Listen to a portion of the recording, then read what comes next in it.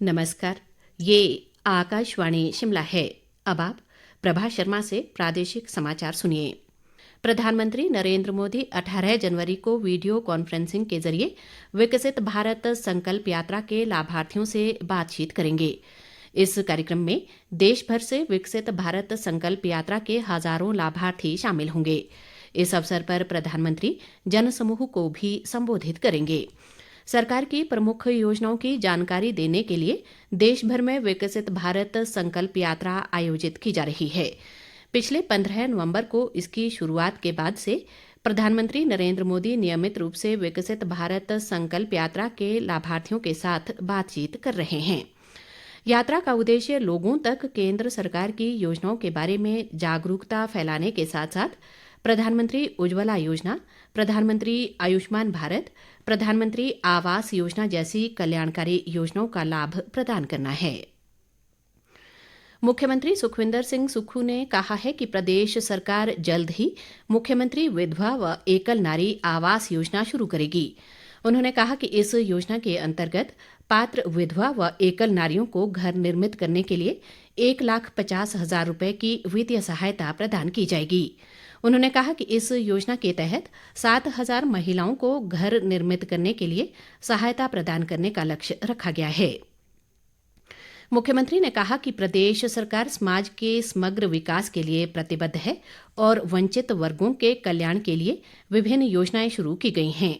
मुख्यमंत्री ने कहा कि प्रदेश सरकार द्वारा 4,000 से अधिक अनाथ बच्चों को चिल्ड्रन ऑफ द स्टेट के रूप में अपनाकर उनके लिए मुख्यमंत्री सुख आश्रय योजना का सफलतापूर्वक क्रियान्वयन सुनिश्चित किया जा रहा है।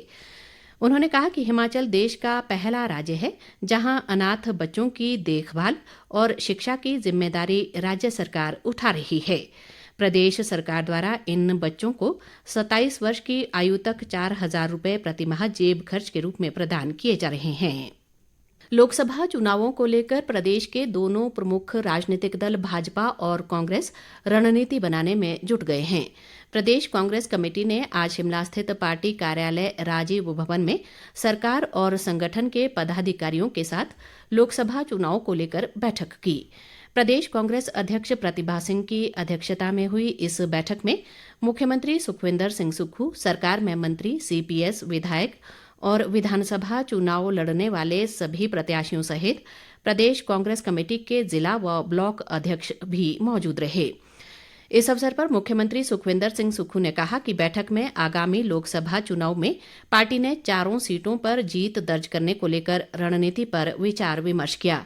उन्होंने कहा कि सरकार के 1 वर्ष के कार्यों को जनता तक पहुंचाने को लेकर भी पार्टी पदाधिकारियों को सुझाव दिए गए। मुख्यमंत्री ने कहा कि सरकार गांव के द्वार कार्यक्रम के माध्यम से भी लोगों की समस्याओं का निपटारा किया जाएगा। लोकसभा चुनाव के प्रत्याशियों के नाम को लेकर एक सवाल पर मुख्यमंत्री ने कहा कि प्रदेश नेतृत्व के साथ चर्चा के बाद पार्टी हाईकमान उचित समय पर फैसला लेगी। प्रदेश सरकार आम लोगों की समस्याओं के त्वरित समाधान के लिए कल 17 जनवरी से सरकार गांव के द्वार कार्यक्रम आरंभ करने जा रही है। मुख्यमंत्री सुखविंदर सिंह सुक्खू हमीरपुर जिला के गलोड़ गांव से इस कार्यक्रम का शुभारंभ करेंगे। उप मुख्यमंत्री मुकेश अग्निहोत्री ऊना जिला के दुलहड़ में कार्यक्रम की अध्यक्षता करेंगे। इसके तहत राज्य के सभी विधानसभा क्षेत्रों में आयोजित होने वाले कार्यक्रमों में पंचायती राज संस्थाओं के जनप्रतिनिधि, सरकारी योजनाओं के लाभार्थियों और आम लोगों को आमंत्रित किया जाएगा ताकि जन समस्याओं का समाधान मौके पर ही किया जा सके। सरकार गांव के द्वार कार्यक्रमों के दौरान स्वास्थ्य विभाग और आयुर्वेद विभाग द्वारा मेगा स्वास्थ्य शिविर भी लगाए जाएंगे, जिनमें मरीजों की निशुल्क स्वास्थ्य जांच के साथ ही उन्हें दवाइयां भी उपलब्ध करवाई जाएंगी। इसके अलावा कार्यक्रम के दौरान प्रत्येक जिले में ग्राम सभाएं आयोजित की जाएंगी। प्रदेश भाजपा अध्यक्ष राजीव बिंदल ने कहा है कि कांग्रेस पार्टी पूरी तरह दिशाहीन व विचार शून्य दिखाई देती है। शिमला से जारी एक बयान में उन्होंने कहा कि श्री राम मंदिर निर्माण का कांग्रेस ने डटकर विरोध किया है और 1947 में देश के आज़ाद होने के बाद तुरंत श्री राम जन्मभूमि आज़ाद होनी चाहिए थी।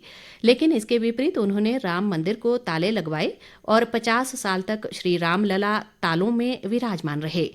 बिंदल ने कहा कि कांग्रेस पार्टी ने केवल तुष्टिकरण और अल्पसंख्यक समुदाय के वोट की राजनीति को ध्यान में रखते हुए भारतीयों के आराध्य देव श्री राम के अस्तित्व को ही नकार दिया। इसके साथ ही ये समाचार बुलेटिन समाप्त हुआ। नमस्कार।